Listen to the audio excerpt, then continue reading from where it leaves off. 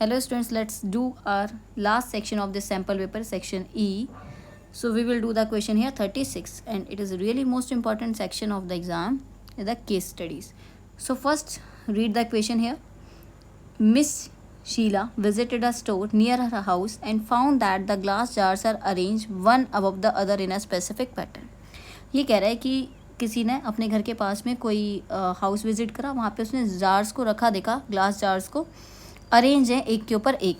तो वो जो पैटर्न है वो उसने क्या दे रखा है, सबसे पहले बोला ऑन द टॉप लेयर, सबसे पहले जो टॉप लेयर है वहाँ पे कितना 3 जार्स हैं, नेक्स्ट लेयर में 6 हैं, फिर थर्ड लेयर में क्या है ये, तो ये बता रहा है किस तरह से उसने जार्स में अरेंज कर रखा है। ठीक है, तो टॉप लेयर की बात करूँ तो ये हो गया, सबसे ऊपर कितना है, पहले यहाँ पे जैसे 3 ग्लासेस हो गए। ठीक है, फिर नेक्स्ट लेयर आ गई, उस पर कितने कर दिए उसने, 6 कर दिए। तो ये जब पैटर्न फॉलो कर रहा है तो ये एपी तो बनाएगा, यही होगा ना। तो यहाँ पे ये समझ आ गया, तो यहाँ पे क्या बन रहा है, एपी। कैसे लिखेंगे अब हम इसे, ये तो इसने बता दिया। और क्वेश्चन रीड कर लेते हैं कि ये हमारा पैटर्न है, कहाँ तक है, 8th लेयर तक जा रहा है। इस इन्फॉर्मेशन के बेसिस पे आपको सबसे पहले जो फर्स्ट पार्ट है उसमें क्या करना है, पहले वो कर लेते हैं। कह रहे एपी बनाओ, तो उसने बता तो दिया कि पहले 3 जार ग्लास, पहले क्या है हमारे 3 ग्लास जार्स हैं, फिर क्या है 6 है, फिर 9 है, कहाँ तक है 8 तक है। तो 8 तक है तो 3 8 का कितना हो जाएगा 24। Is this clear. ये पैटर्न था, एपी तो वैसे ही बन गया जो फर्स्ट पार्ट है, क्वेश्चन रीड करते ही हो गया अपने आप। फर्स्ट पार्ट पे एक और चीज़ पूछी, उसने पूछी कॉमन डिफरेंस। क्या होता है भाई कॉमन डिफरेंस, डी होता है। ठीक है यहाँ तक। अब जब कॉमन डिफरेंस डी होता है, डी कैसे फाइंड करते हैं, second term minus first term, यही होता है। हो गया भाई फर्स्ट पार्ट, बहुत ईजी था ये तो। नेक्स्ट स्टार्ट करते हैं अपना इसका सेकेंड पार्ट केस स्टडी का। Is it possible to arrange 34 jars in a layer if this pattern is continue. कह रहा है क्या पॉसिबल है, इसी पैटर्न में अगर हम ग्लास लगाते रहें तो 34 जार्स आ सकते हैं। तो जब भी कोई टर्म हमें या कोई पैटर्न चेक करना होता है तो उसे हम क्या कंसिडर करते हैं, ए एन। सेकेंड पार्ट के अंदर जो सेकेंड पार्ट है यहाँ पे हम क्या लेंगे, ए एन कितना चेक करना है ना मुझे, तो 34 करें स्टार्ट यहाँ से। तो ए एन का फॉर्मूला क्या होता है भाई, A plus N minus 1 D. Is this clear. ठीक है, ए एन की जगह कितना रखते हैं 34, ए कितना है पहले से ही पता है ना, ये हमारा जो एपी बना था 6, एन मुझे नहीं पता है, वही तो फाइंड करना है, डी कितना है 3। ठीक है, कैसे पता लगेगा कि ये इसका है या नहीं है, अगर एन आपका होल नंबर आएगा तो उसकी टर्म होगी, अदरवाइज नहीं होगा।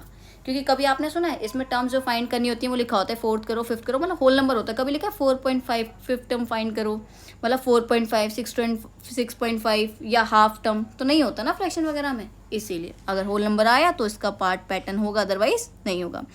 तो ये जो प्लस का 3 है यहाँ जाके क्या हो जाएगा माइनस, क्या बचेगा 31, सामने क्या बचा n-1, और इसके साथ जो 3 मल्टीप्लाई में यहाँ पे आके क्या हो जाएगा डिवाइड में।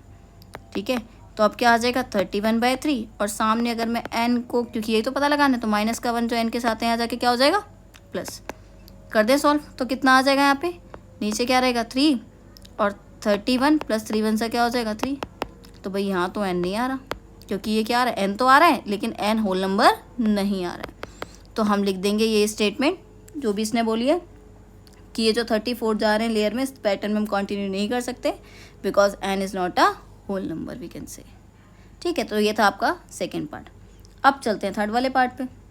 अब कह रहा है if there are n number of rows in the layer, अगर इसके अंदर क्या n नंबर ऑफ रोज है तो मुझे वो एक्सप्रेशन फाइंड करना है टोटल नंबर ऑफ जार्स का क्या होगा in terms of n।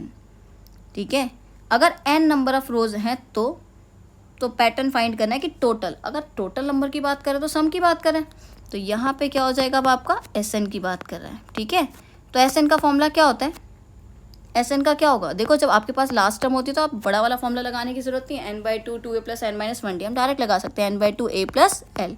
Reason l भी तो दे रखा है मैं लास्ट टर्म। ठीक है, तो n का है तो n की फॉर्म में ही हमें आंसर देना है। a कितना है 3 और लास्ट टर्म कितना है 24। Is this clear. तो यहाँ से क्या आ जाएगा n/2 और इनटू में कितना हो जाएगा 27। ये तो n की टर्म में आ गया 27 n/2, n की फॉर्म में एक्सप्रेशन बोला था वो आ गया। उसी के जस्ट साथ में दे रखा है इसने कि आपको S8 भी फाइंड करना है। अब एक बात बताओ, जब SN का एक्सप्रेशन ये आया है, SN जो है उसका एक्सप्रेशन आपका आया है 27 n/2।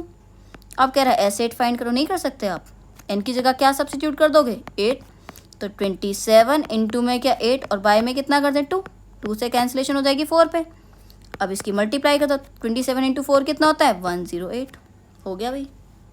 ठीक है, अब एक और पार्ट है जो थर्ड का, बी पार्ट जो ऑप्शन में दे रखा है इसका, वो भी एक बार रीड कर लेते हैं क्या दे रखा है। अब इसमें कह रहे हैं the shopkeeper added 3 jars in each layer.